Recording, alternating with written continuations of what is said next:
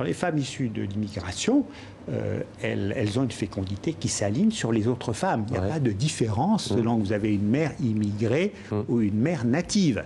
Et même parmi les immigrés, on constate que lorsqu'elles sont venues enfants, qu'elles ont été à l'école, qu'elles ont été socialisées, qu'elles ont grandi dans un environnement qui est celui du pays d'accueil, leur fécondité est similaire à celle des autres femmes. Et pour les nouveaux arrivants?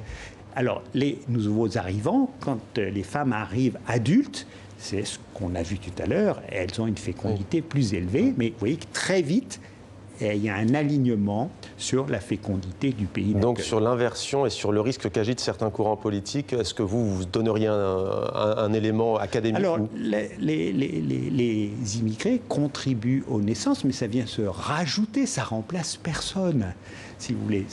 Et il faut bien se dire que la population d'un pays comme la France, elle s'est construite sur l'immigration. Ça fait plus de 100 ans, si vous voulez, que se sont succédés des vagues de migrants. Et on n'y pense même plus, si vous voulez. Et les Sarkozy, vous avez plein de personnes qui sont soit immigrées, soit enfants d'immigrés.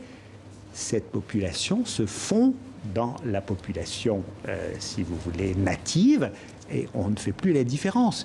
Qui s'intéresse aux Italiens, aux Belges, qui ont immigré il y a 100 ans ou il y a 75 ans, et à leurs enfants? Personne.